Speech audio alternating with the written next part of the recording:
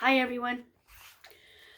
I hope everybody's doing well. I miss you all. I hope you're all reading, you're all doing your homework, and you're all keeping busy, helping in your house, doing your chores.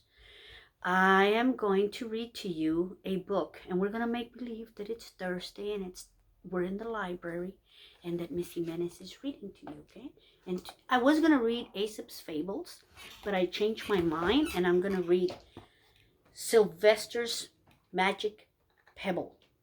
And it seems like a little sad at the beginning, but what I love about this book is that if you just hold on, and we get to the ending, you'll see that the ending is really great.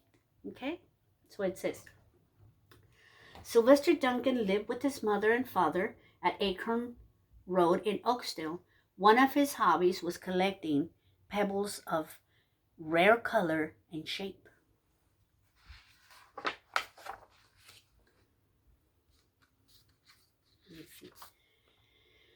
On a rainy Sunday during vacation, he found quite an extraordinary pebble.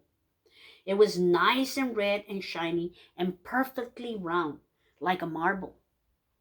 As he was studying this remarkable pebble, he began to shiver, probably from excitement. And the rain fell cold on his back, so Sylvester said, "I wish it would stop raining." And boom, the rain ceased. Not like little bit, and then it stopped. No, the raindrops that were falling disappeared. The clouds disappeared, and all of a sudden, the sun was out. Like if it had never rained at all.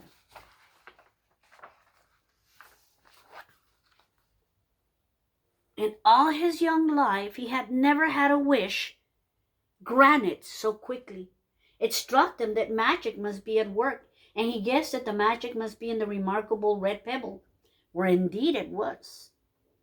To make a test, he put the pebble on the ground and said, "I wish it would rain again." But nothing happened. But when he said the same thing, holding the pebble in his hoof, the sky turned black, there was lightning and clap of thunders, and the rain came splurring down.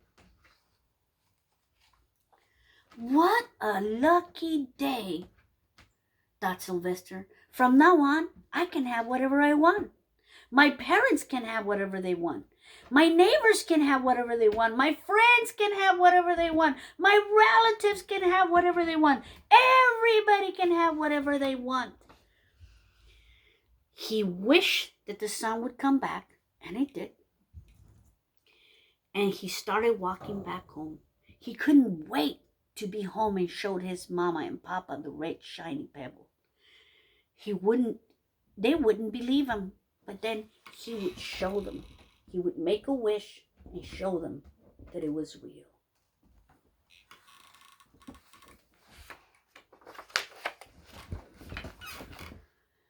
As he was walking towards his home, thinking of some of the many things that he was going to do with his red shiny pebble, he was startled to see a mean, hungry lion looking right at him from behind the tall grass. He was frightened. If he hadn't been frightened, he would have thought of so many other ways, but he was so scared that he didn't think about making the lion disappear, or making the lion turn into a butterfly, or making the lion turn into a flower, or wishing himself back home. No, he was so scared that the only thing he thought about was, "I wish I was a rock." And boom, Sylvester was a rock. The lion jumped over and came over to the rock and sniffed it. He sniffed it 100 times. He went around and around it. He was confused, perplexed, puzzled, and bewildered.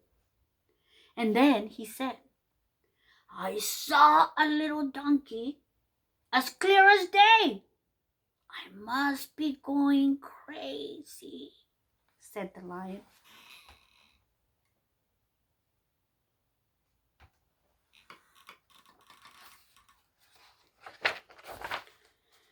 And there was Sylvester, a rock on Strawberry Hill with the magic pebble lying right beside him on the ground, and he was unable to pick it up.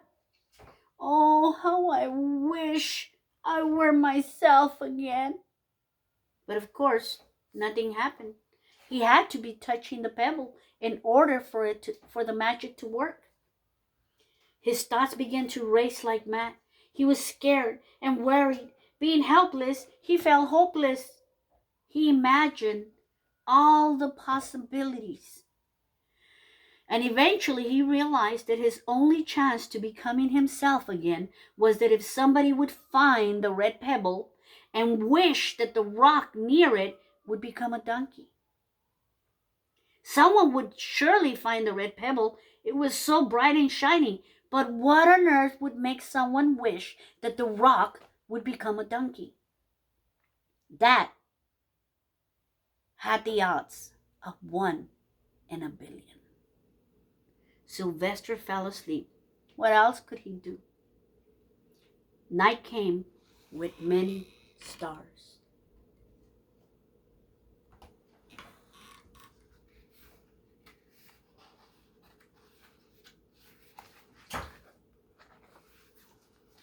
Meanwhile, back at home, Mr. and Mrs. Duncan paced the floor, frantic with worry. Sylvester had never come home this late. He had never come home after dinner. Where could he be? They stayed up all night wondering what had happened, expecting that Sylvester would come through the door at any minute. But he didn't. Miss Duncan cried a lot, and Mr. Duncan did his best to soothe her. Both longed to have their dear son with them. I will never, ever scold Sylvester again, no matter what he does, said Miss Duncan. At dawn, they went about inquiring of all the neighbors.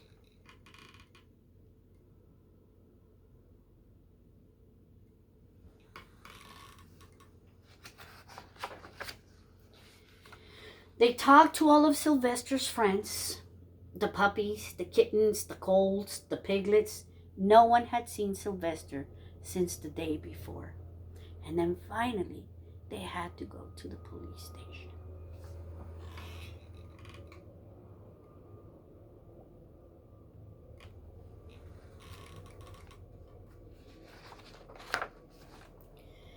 Then they went and they got all the dogs in Oatsdale and put them to search for Sylvester. They sniffed behind every rock and tree and blade of grass, into every nook and gully of the neighborhood and beyond. And then they went to Strawberry Hill and they sniffed the rock that was Sylvester. But the rock smelled like a rock. It didn't smell like Sylvester. So they couldn't find him.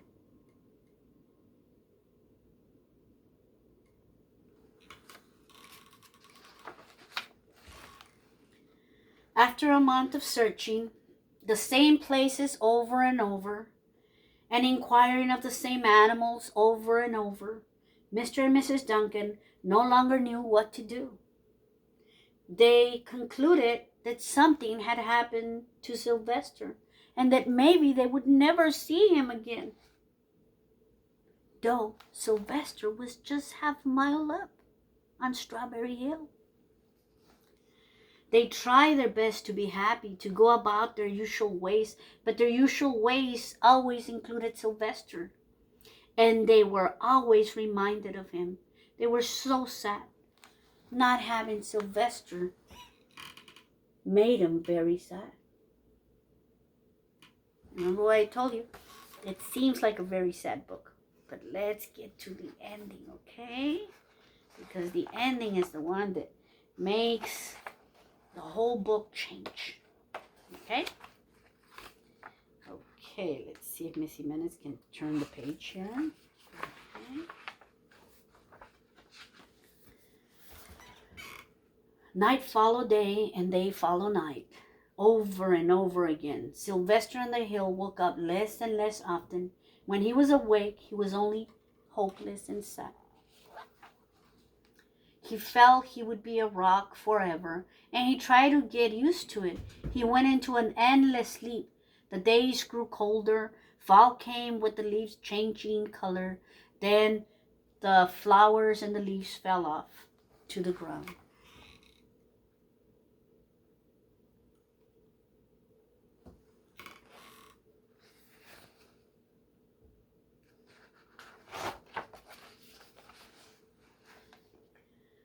Then it was winter. The winds blew this way and that. It snowed. Mostly the animals stayed indoors, living on the food that they had stored up. One day a wolf sat on the rock that was Sylvester and began to howl. Ow! Because he was very hungry. And that was the way Sylvester felt too. Like he wanted to howl.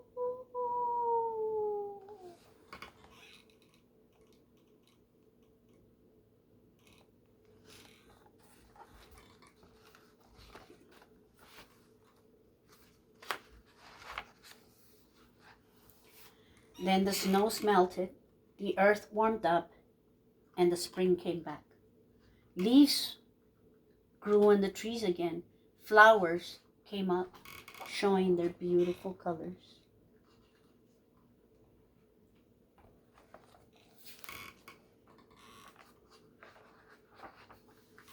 One day in May, Mr. Duncan insisted that his wife go with him on a picnic. Let's cheer up.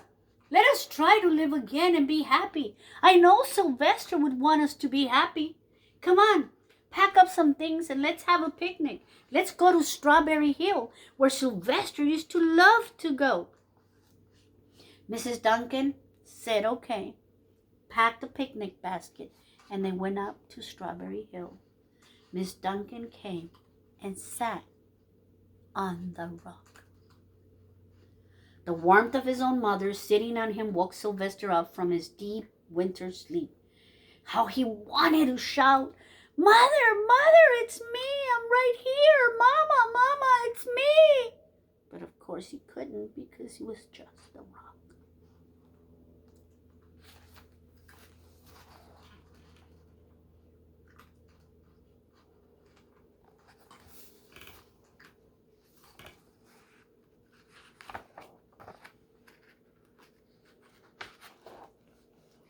Mr. Duncan walked aimlessly about while Miss Duncan set out the picnic food on the rock. They had brought alfalfa sandwiches, pickled oats, and sassafras salad. Mr. Duncan walked around the rock and then all of a sudden said, Look what I found! What a fantastic pebble! He said while he bent down and picked it up. Sylvester would have loved it for his collection. He put the pebble on the rock. They sat down to eat. Sylvester was now as wide awake as any donkey had ever been. Miss Duncan felt something in her heart, some mysterious excitement. You know, Father, she said, I have the strangest feeling that Sylvester is right here, that Sylvester is so close. I feel him so close. And Sylvester in his little mind shouted, I am, Mama, I am. I'm right here, Mama. I'm right here. He had not realized that the pebble, the magic pebble, was sitting on his back. He was touching it.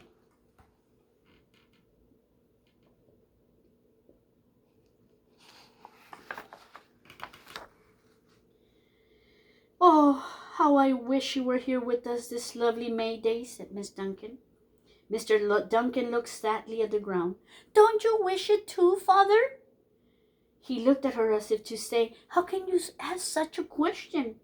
Mr. and Miss Duncan looked at each other with great sadness.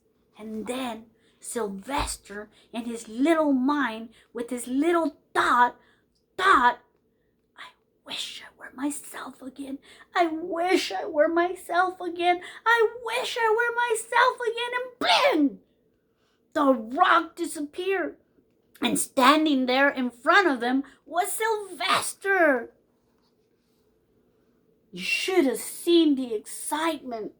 You can imagine the scene that followed, the hugs, the kisses, the questions, the answers, and all the time telling each other how much they had missed him and how much they loved him.